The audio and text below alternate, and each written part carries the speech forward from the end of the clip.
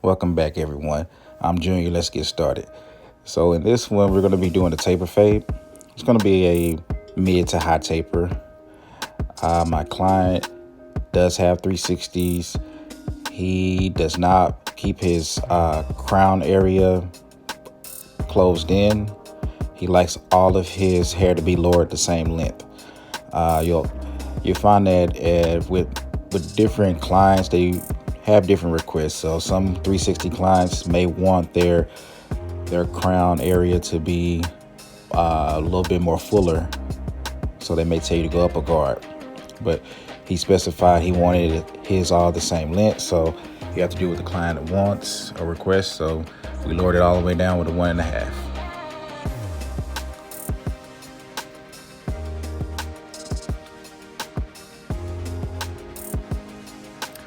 Okay, now we're about to create our guideline, our bald line, 000 blade. This was a mix between a mid and a high taper, I'm sorry. In the back, for my guide, I just used the bottom of the ears and of course keeping it towards the nape of his head. Then I'm just gonna turn him over to the left and do the same thing. He didn't want to keep his C cup, so we're gonna fade it right out. Okay, we're going up another inch. This time we have the OA blade attached. All right, we're gonna create another fading area. We're gonna go up with the 1.5 blade. So I lowered his hair with this blade, but I was going with the grain. Now I'm fading and blending, I'm going against the grain. Okay, now it's time to come back down. So right underneath the 1.5 blade is the 1A blade. And underneath that one would be the number 1, but I still noticed some dark areas that I wanted to touch up and detail, so I went back in with my 1.5 blade. Looks like I'm using the full blade, but I'm only using the corners.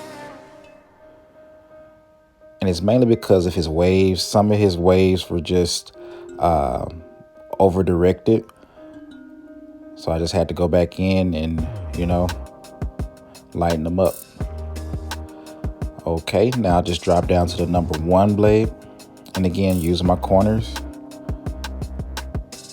And now to remove the first guideline I made with the 000, I'm using the outliner blade.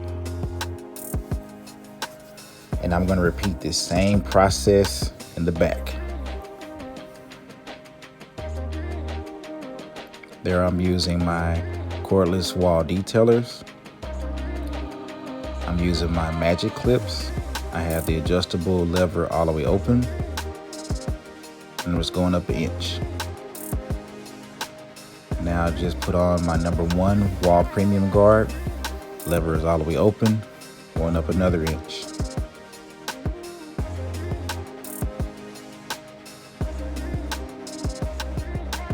And okay, I just closed the lever and I'm using my corners, and I'm staying in that same area that I just created when I had the lever open. Now I attach the highest guard I'm going to use, the 1.5. And I'm just at this time debulking. Now I just close that 1.5, and I'm just blending the waves with the taper, going with the grain and against the grain, combing as you go. Okay, I reattached the number 1 guard just so I can do some detailing, because I saw some darker areas that I wanted to go back and touch it up.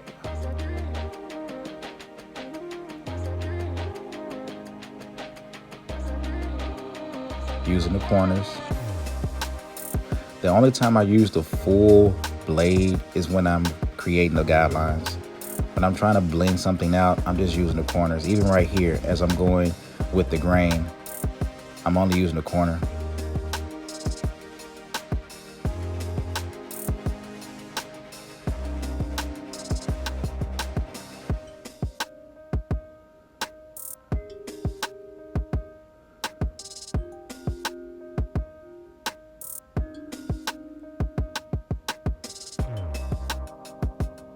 All right, drop it down to my final guard.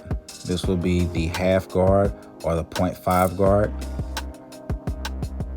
And we're just gonna go open and then we'll close it.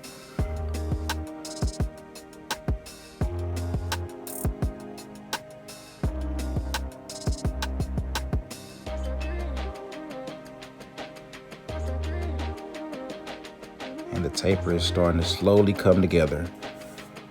You have the good transition along with the wave pattern. All right, I went back with my number 1 guard because I just still saw some areas that were dark and I wanted to detail a little bit better.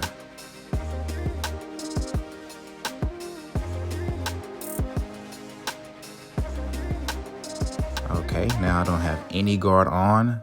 I'm just going from open to close, putting the last little final touch on this taper.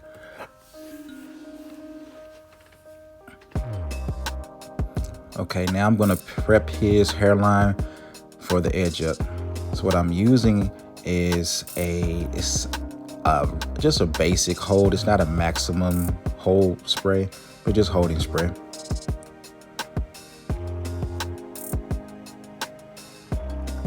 I'm only using my corners of my cordless wall detailers. Just going over his ear, keeping it nice and natural and symmetrical.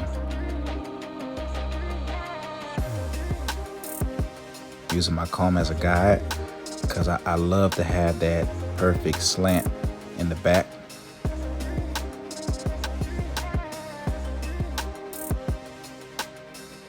And as you can see, just using the corner.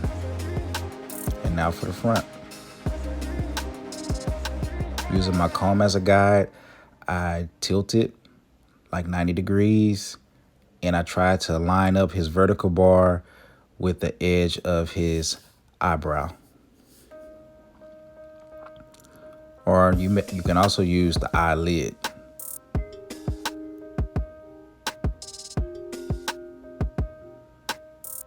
And then as far as making the rest of the edge up line, I went to the center. I put the trimmer right in the middle by his nose, and then I just connected the lines.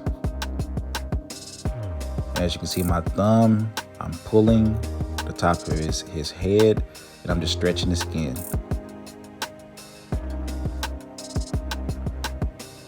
You always want to be careful when you have clients with small boxes like his, that you don't hit his eyebrow. Just be conscious of that. All right, just moving on to this side. Again, I'm just tapping. Now this video is sped up, so it looks like I'm just moving 100 miles an hour, but I'm actually tapping, taking my time, making sure everything is symmetrical. Okay. Spin the client right back in front of me. Took another look at it. I'm like, okay, no, still not quite right. So just tap away, step back from your client, focus on something else, and come back to staring at your client. And then you'll notice right away if one side is higher than the other. And that's what I did.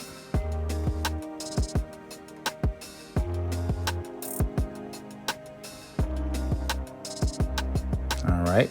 So now I'm switching to my Oster fast feeds. I just had to keep these clippers because they're classic. So, and anytime I want to do some detailing, I know I can always take out the fast feeds and I can soften up an area like I'm doing right now. And that was the number 1 guard, the Andes double magnetic guard that I had on. And I always start when I'm detailing with the lever all the way open. And I just put the one back on. It may be in the middle or it may be closed. I can't really tell. And I'm just doing some more detailing. This side was a lot darker than the other side. So that's why I had to come back in with my fast feeds.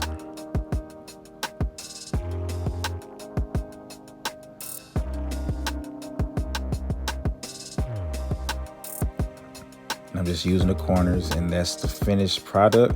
Appreciate you guys watching this video, and this is the final look. I'm just gonna spin them around so you can see.